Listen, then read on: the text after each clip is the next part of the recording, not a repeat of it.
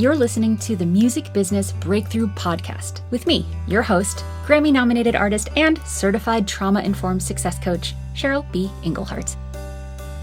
Today we're talking about my absolute favorite topic and the number one pro tip that I think is extremely underrated for musicians to be extremely effective.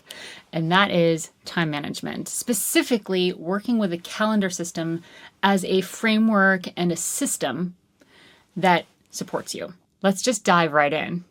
My biggest, most controversial, crazy time management hack is to ditch your to-do list. Okay, so what does that mean? Here's the thing about to-do lists. They tend to be these never-ending black clouds that sit on a piece of paper in a journal or on literally a piece of paper, sometimes in our notes, and we think we're organized because we're using some to-do list app, but they don't exist in time. The tasks on a to-do list need to exist in time and space in order for it to not take up space in here.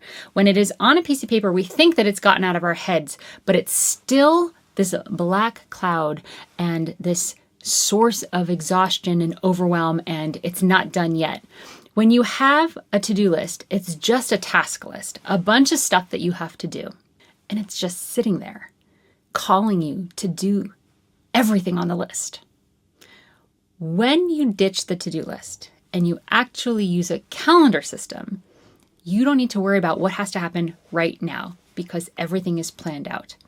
So when I say ditch the to-do list, what I'm saying really is take the actions and the tasks that you would want to put on a to-do list and instead put them into your calendar.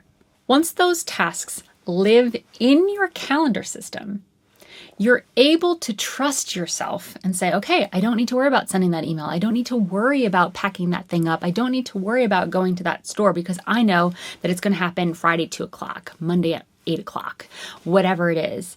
And you don't need to think about it anymore. It truly is now out of your head, off the to-do list, and lives somewhere in time in the future.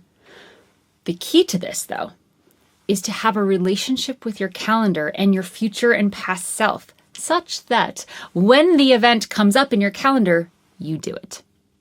Now, I have a couple rules about this, meaning we don't want to be so rigid that life happens and then we have to do the calendar thing and then there's this negative impact. I allow myself to move an event that I put in my calendar 3 times. If I move it a 4th time, I either need to decide, is this thing actually important and going to move me forward towards my champagne win? Or is it a distraction and it's not feeling that important? That's why it keeps getting bumped. The other reason I might move something in my calendar too many times is because it's overwhelming. One time I put in my calendar a 2-hour block to edit the video. What I really needed to do was film it, upload it, edit the audio, bounce the audio, edit the video, upload it. There were so many other tasks, and those needed to be broken down into smaller tasks and put into separate time slots in my calendar. Now, I use iCal, and you don't need to have a digital calendar for your calendar system to really work for you. You just need a system that you use. You want to make sure that it is your system. What do I mean by that? So many people who I coach think that their calendar is their own, but really it's everybody else's. Meaning the only things that go into the calendar are dentist appointments, sessions that you need to show up for other people, meetings for coffee with other people. But there's nothing in there about what you need to do for your next champagne win. All of your stuff goes to the wayside and to the back burner and does not get prioritized so that everyone else's stuff gets prioritized first. This is a little bit of a derivative of being a people pleaser. And this is very, very common in the music industry, especially for women. We have been grown up to sort of learn subconsciously that we are the nurturers. We need to take care of other people. So oftentimes that gets translated into our calendar system. And so we don't even put in things that we need to do for ourselves. I encourage you to change this. And it does not mean that you're being selfish. It means that you are creating boundaries and you're going to be a lot more effective with your time. When you get masterful at time management, your entire world opens up. You create space for your own expansion as well as the expansion of people around you. You get more calm, you get peace, you have time to regulate your nervous system, and you're not so reactive and triggered and exhausted and overwhelmed and all of the things that you may feel now because everything you've got to do lives on a to-do list. Or not. Maybe it just lives in your head, which is way worse. Oh my God. Way worse. I'd rather you have a to-do list than it all living up here. Then there's no room for anything else, right? Get it out of your head into time and space, aka your calendar, and then do the things as it shows up. So now let's talk about that relationship with yourself. So let's say Friday 2:00 comes and on my calendar it says send this email. Now sending this email may feel kind of scary, and it's why it's been on my to-do list forever, right? So we get it onto the calendar and then it's like, all right, it's time to send it. I don't say to myself, I don't feel like sending it.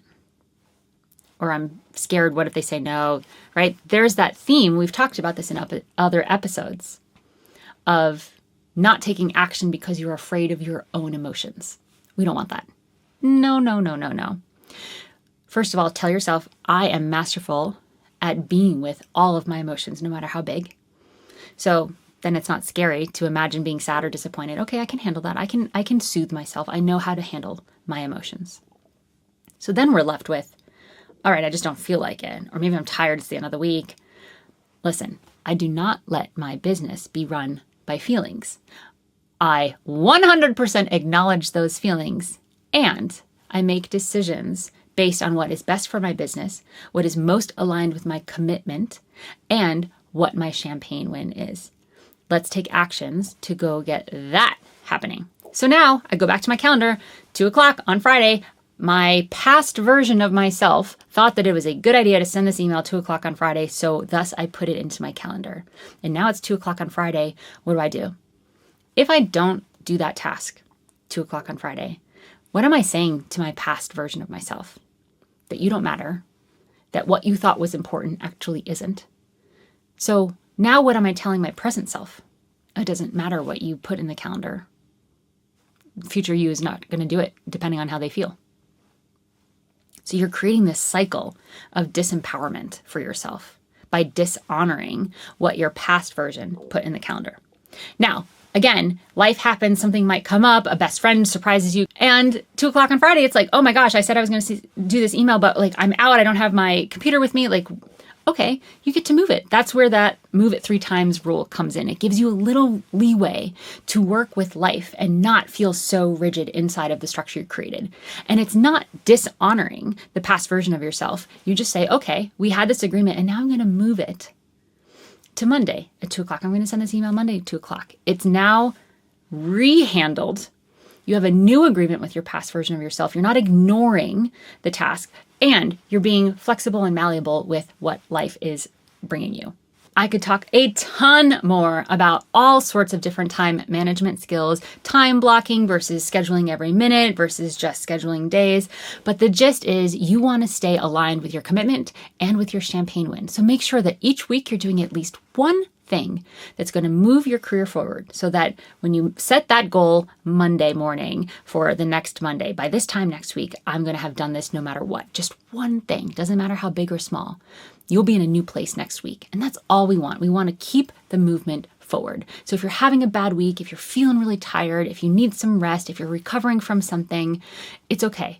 Just declare one thing. If I do this one thing, I'll be just a little bit closer to where I want to be.